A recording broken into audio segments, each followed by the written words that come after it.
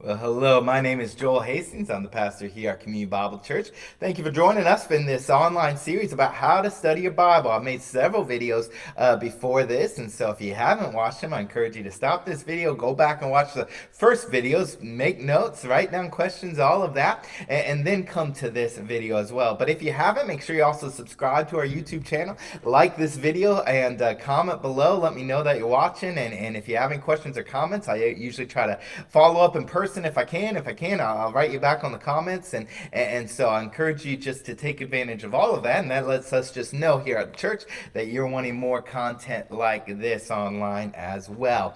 But let's go ahead and get into it. We've been going through the book of Jude, and we've but using that as a launching pad to really just how to understand what the Bible says. And so if you've been with us, you know that we spent the last several weeks talking about step number one here in our three-step process, which is to observe what the Bible's saying, to observe it. We weren't necessarily trying to figure out exactly all the meaning and dig deep, but rather we just wanted to know and notice all the important little aspects of the text, and so that we can just understand or see exactly what it's saying, to observe what the text is saying. But today's an important step because now we come to step number two, which is to interpret what the Bible means. To interpret what the Bible means. And this is so vitally important because there are so many people that are, I believe, that are both well-intentioned and also ill-intentioned, that come at the Bible and they just completely get the meaning wrong here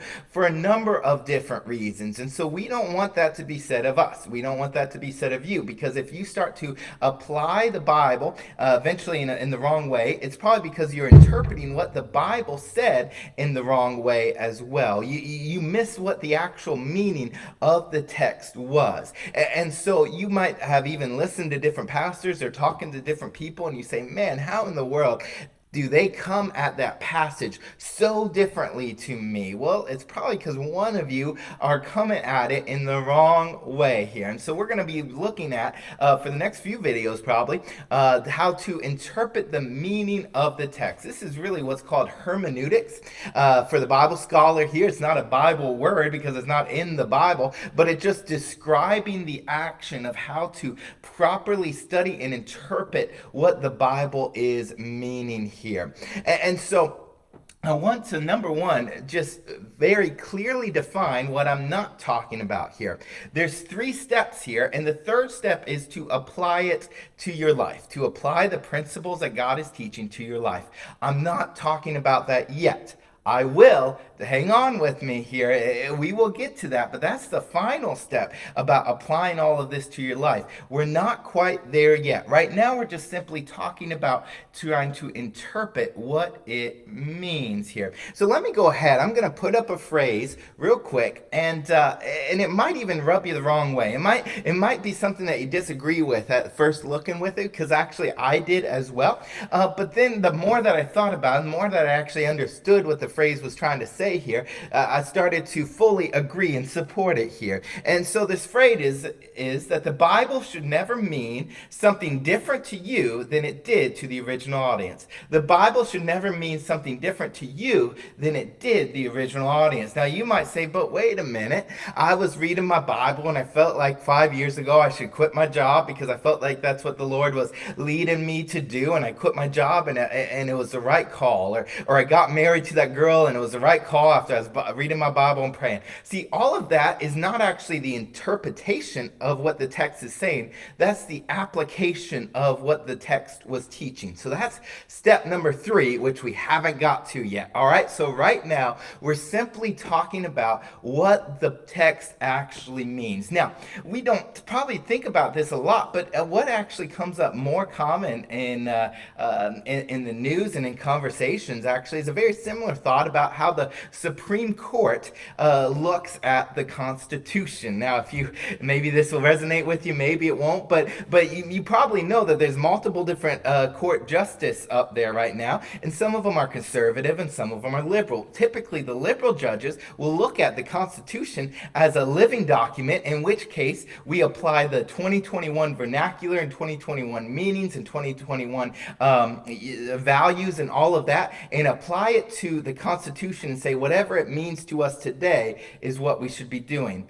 The conservative justices, on the other hand, are often called originalists. Basically, they say, no, we want to know what Thomas Jefferson and all the other founding fathers, what they really meant, what they were trying to convey as that original principle. And we're going to try to get to those original principles, even though the verbiage might have changed a little bit. We're going to try to understand what they tried to convey and what they tried to mean.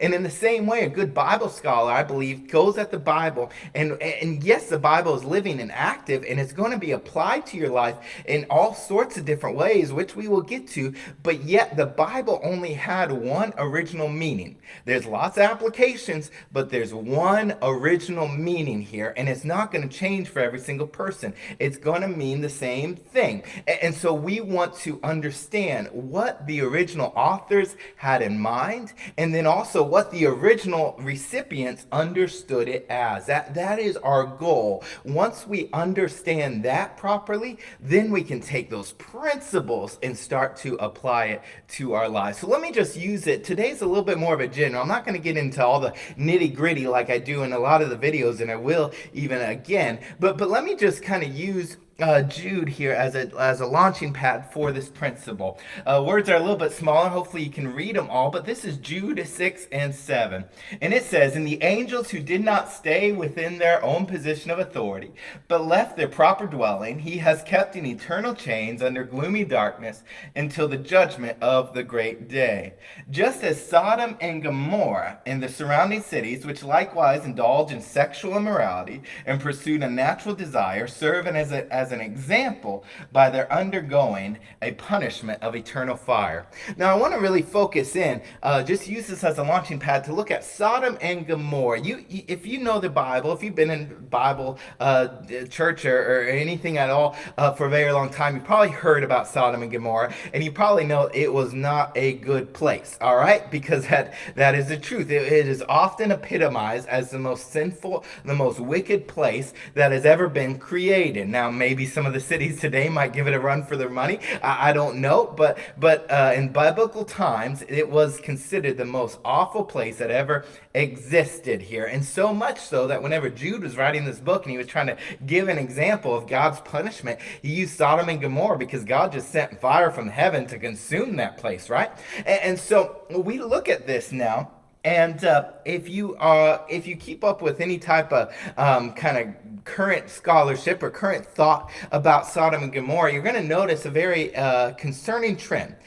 Most scholars, or a lot of scholars today, have changed what they thought the story of Sodom and Gomorrah actually mean. See, for thousands of years, we looked at Sodom and Gomorrah, and just like Jude did and said, yeah, their sexual immorality was very pervasive and caused them to be destroyed. Now, Sodom and Gomorrah was wicked on every single facet, and they were horrific people in almost every single way. But that manifested itself so much so that when angels came into the area, they tried to break into Lot's house and tried to essentially rape the angels. And like, that's how sexually perverse these two cities and the surrounding areas were. Now, it is very clear. If you go back to Genesis 19, you can go back and read through that story, and you would come to the very clear understanding that this whole city was just perverse in every single way, but it really manifested itself in such a way that it was the sexual immorality, the homosexuality, and the sexual pervasiveness in general was really why God was punishing these two cities. But yet, whenever we come to a lot of different modern thinkers and modern thoughts and liberal theologians and even well-meaning Christians today that don't care about any about theological things, but rather they just read it, what they often are now saying is, no, Sodom and Gomorrah, that doesn't really mean that God is condemning homosexuality and sexual perversion, but rather he was just angry because they weren't being nice to the angels, is what they said.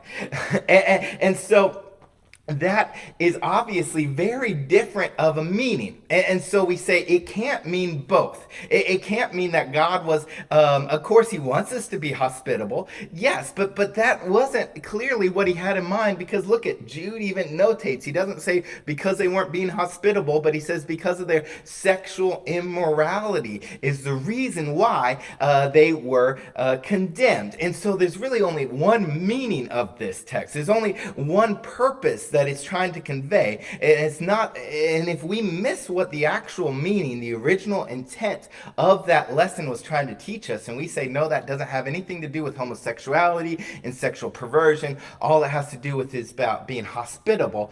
That's why we have so many people now that are saying, you know what, that homosexual lifestyle, sexual perversion, and all of these sexual immorality, both homosexual, heterosexual, whatever, that's fine as long as you love each other. I bet you heard something like that, right? And that's why it came out of just misinterpreting this text and other texts in the Bible. So we want to get back to what the Bible actually meant. What did Jude, what was he trying to teach us? What did Genesis try to teach us? What did these other passages, what was their original intention for the original audience? Once we figure that out, then we can start to apply it to our lives. And so the next few videos, we're also going to be looking at just how to really interpret and understand this, and how to get in that first century mindset to understand what he's actually trying to teach us. And so that's what I have for you guys today.